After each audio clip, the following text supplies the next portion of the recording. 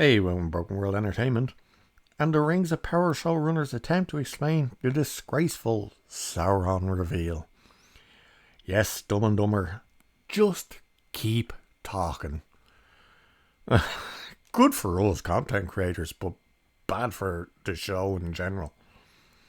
So the Rings of Power showrunner Patrick McKay recently attempted to explain their disgraceful reveal that Halbrand is actually Sauron. Now, as if no one could figure that one out. In the season final of The Rings of Power, it's revealed that Halbrand is Sauron. And he's been fooling Galadriel from the very beginning.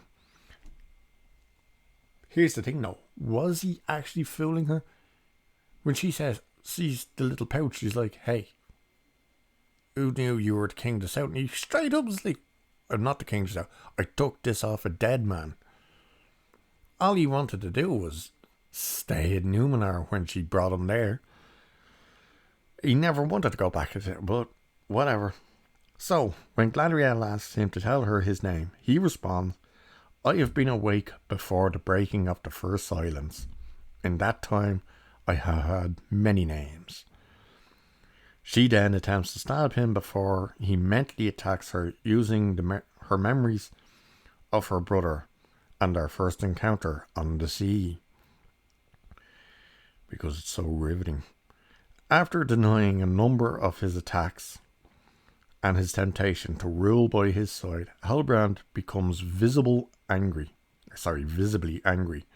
and shouts at her, what will they do when you tell them that you are my ally? When you tell them that Sauron lives because of you? Probably just laugh.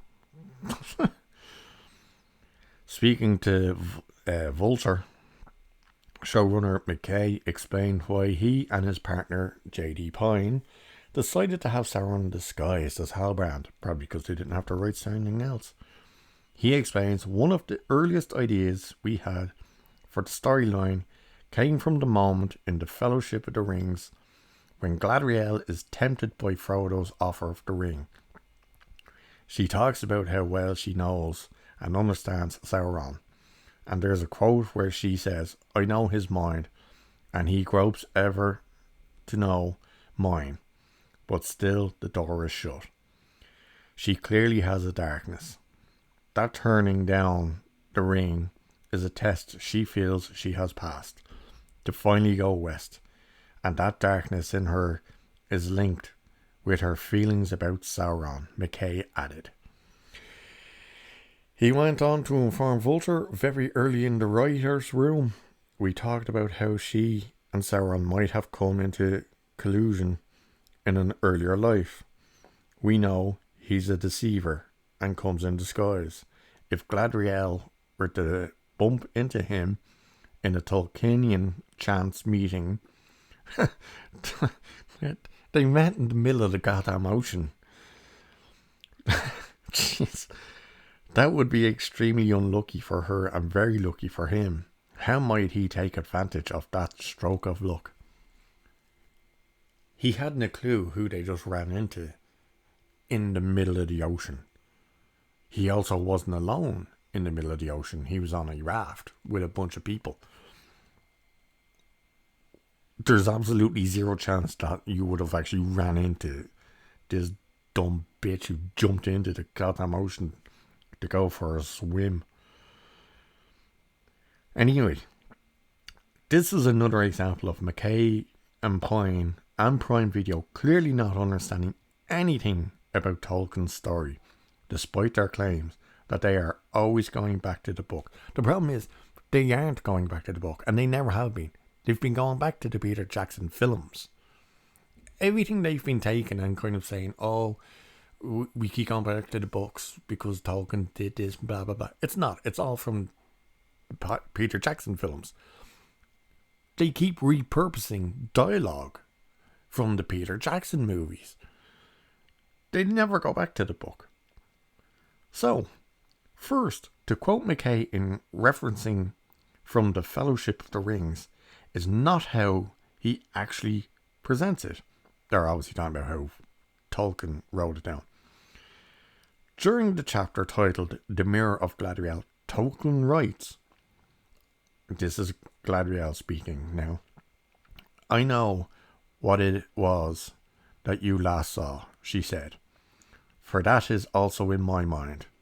Do not be afraid, but do not think that only by singing amid the trees, nor even by the slender arrows of elven bows, is this land of Lothlorien, I believe think it's pronounced, maintained and defended against its enemy. I say to you, Frodo, that even as I speak to you, I perceive the Dark Lord and know his mind, or all of his mind that concerns the elves, and he gropes ever to see me and my thought, but still the door is closed."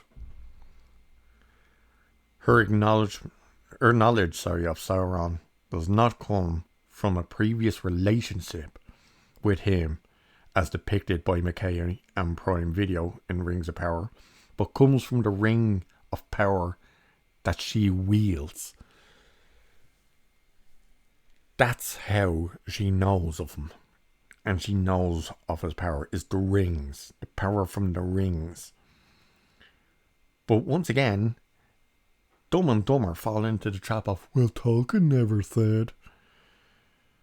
And as you see, the dialogue they said there was repurposed dialogue from the Fellowship of the Rings. These two were just so stupid. And that's their defense for why he was Hellman, as opposed to even explaining, okay, but in that time he should have been Anatar, the Lord of Gifts. What a train wreck. Not just the show is, but these two idiots are. Don't forget, this is the first show they've ever been showrunners of. It's also one of the first things they've ever actually been credited on.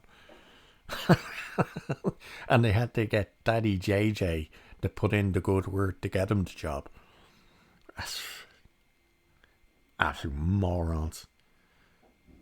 And it just showed, like, you can see how stupid they are with the crap we got. That was the 8 episodes and 9, however goddamn many it was, of the trash fire known as Rings of Power. Can't wait for season 2. Anyway, I'll leave it there for this one. Cheers. Catch you in the next one.